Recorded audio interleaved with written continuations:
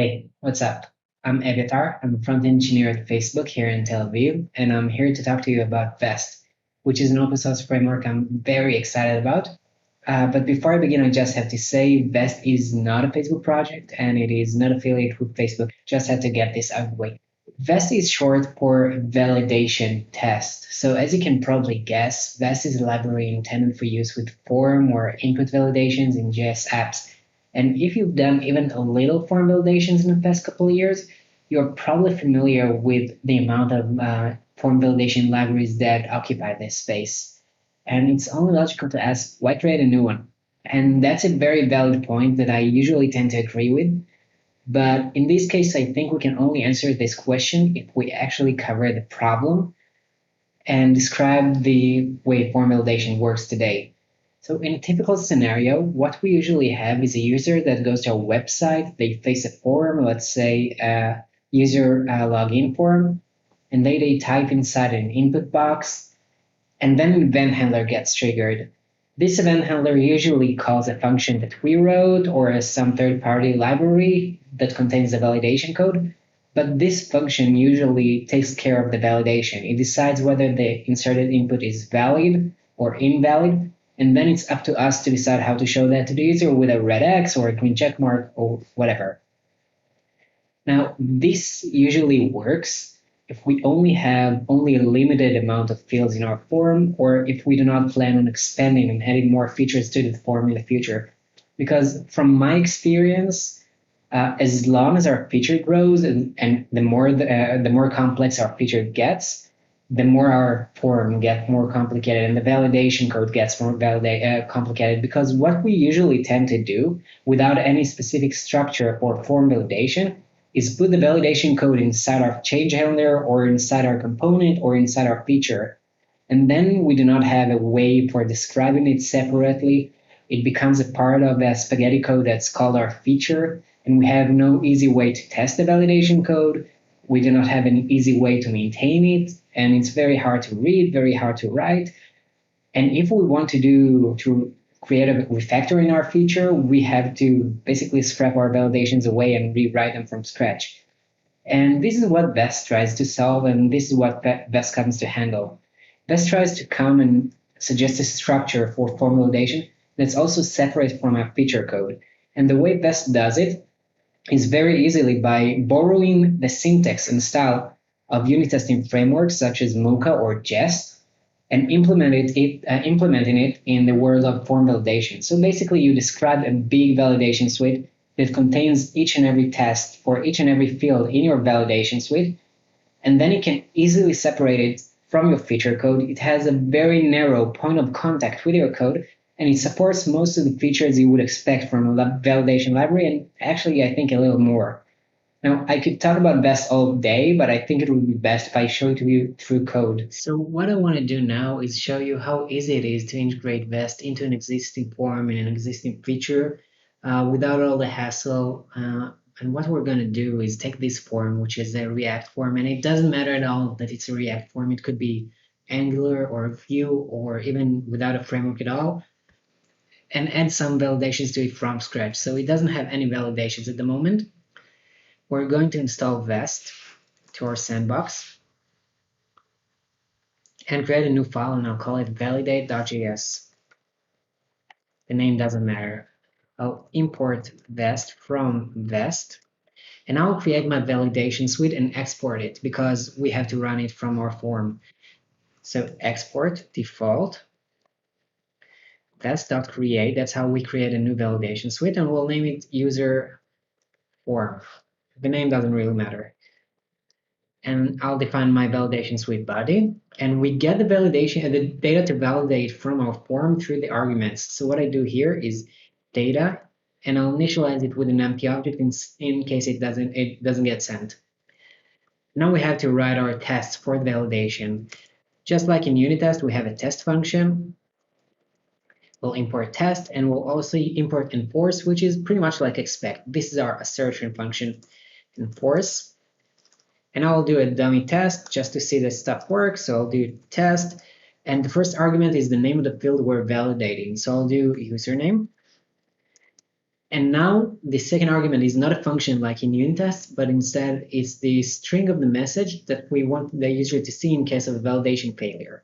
So here it's going to be like, for example, username is required. So username is required. Okay, and in the test body, I'm going to do enforce data.username. So enforce that username is not empty. So this is our first test ever. I'm going to go to the form and I'm going to connect it.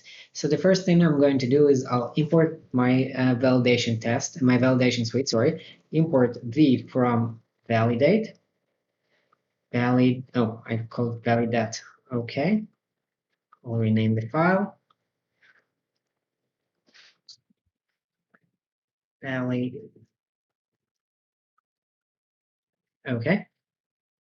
I'll import v from validate, and what v gives us is basically a function that when we run it, our validation suite will run. So I'll use it inside our change handler. And what we have in the change handler is basically a state setter, and it sets the states to the key value pairs of our fields in our form. So it's going to be, for example, current field, so it's username and the value we put inside. So that's how our state looks. I'll do v, and I'll pass next state to it as well. Now, if we run it, nothing will happen, even though the validation will run. What we have to do now is display the validation result. So what we can do here is const red equals v.get, and this is how we get the validation result from that v object. So we take the result, and inside our input component, it's a simple React component. It has nothing to do with best. I already added a validation messages prop that takes an array of strings and displays the first one as the validation message. So it's going to look like this, validation messages, and it's going to take an array of strings, and this is the error we're seeing here. So what I'm going to do now is, instead of passing a hard-coded array, I'm going to res.getErrors username, the name of the field we're validating. And what we're going to see now is that when I remove the stuff that's written here, we're going to see username is required, because that's what we stated here.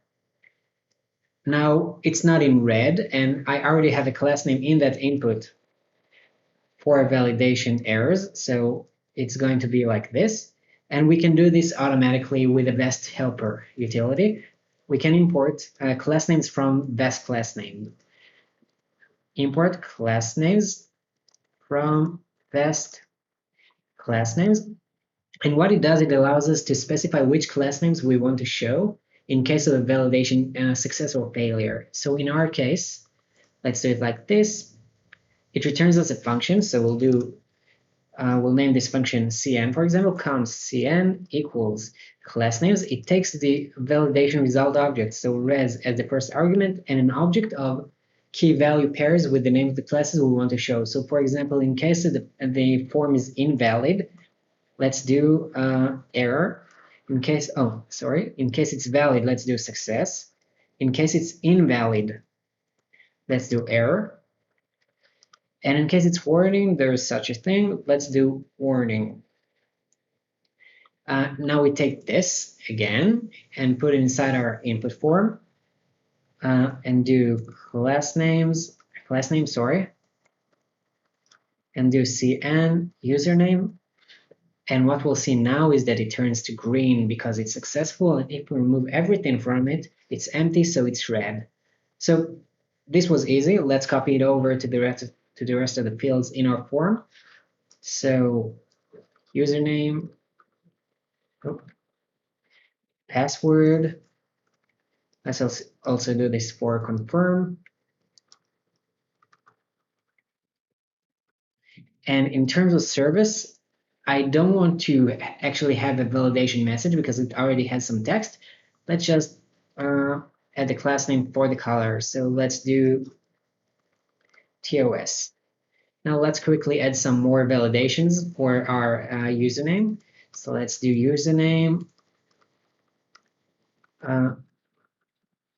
must be at least 3 characters. Okay, longer than or equals 3. Now let's copy both these for password.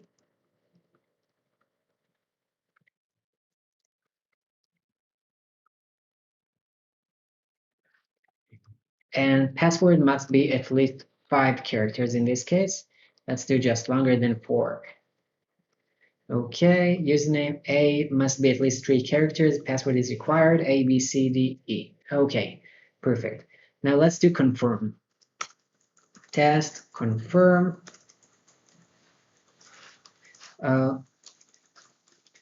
Passwords do not match. Let's do enforce. Data.confirm equals data.password. Password. Now let's see A, B, C, D, E. Wait. Data.confirm, data.password. Why not? Oh, I have a typo here.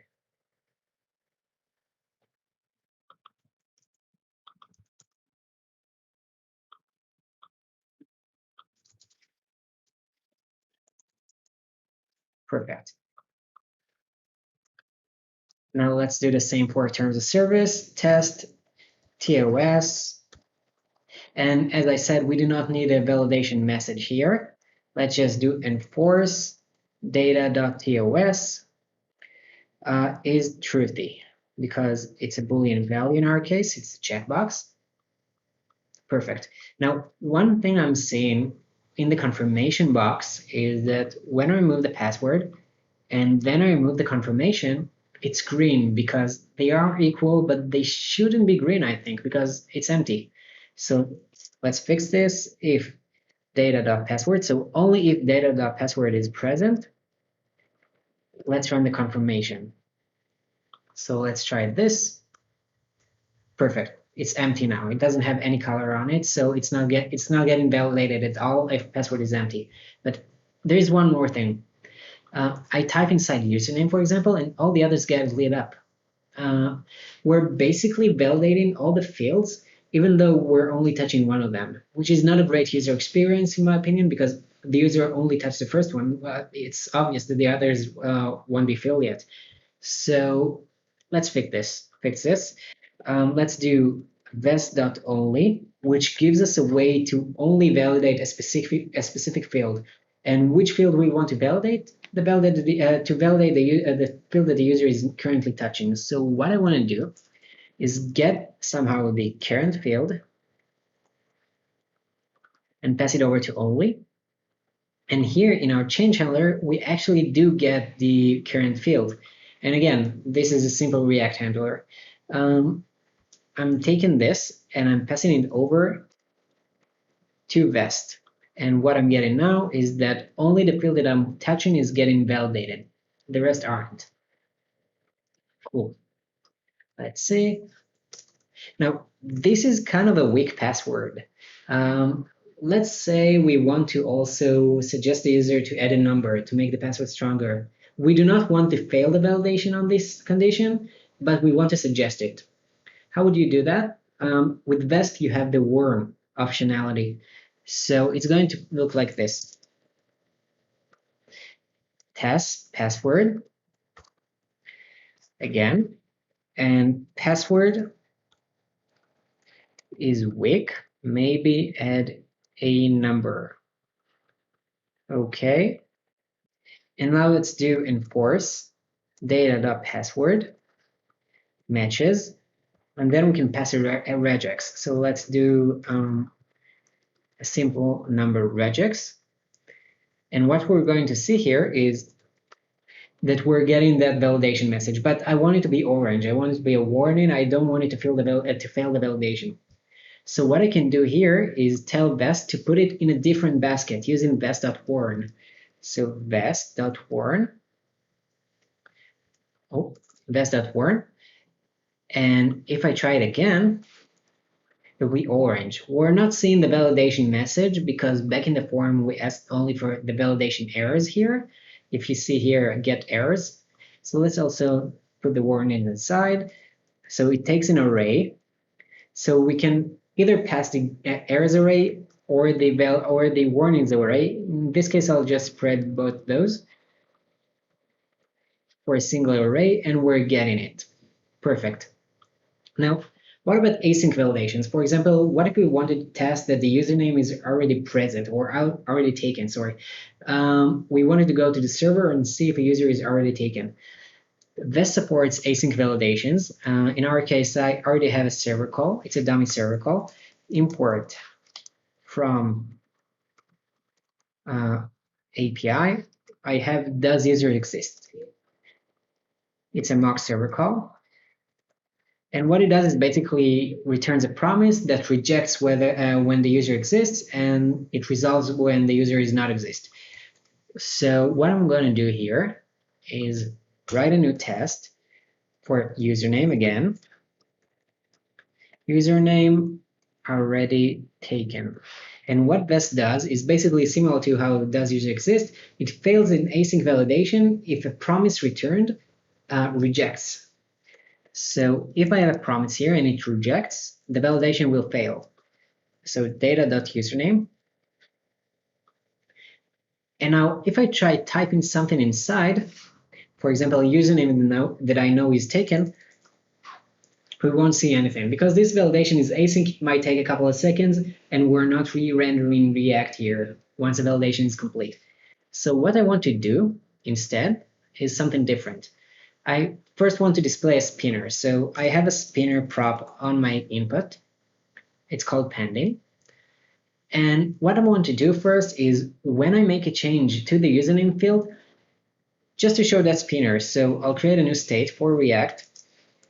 Const is pending, set is pending equals use state, and default it to false. Okay, so if the current field is username, I want to show that spinner.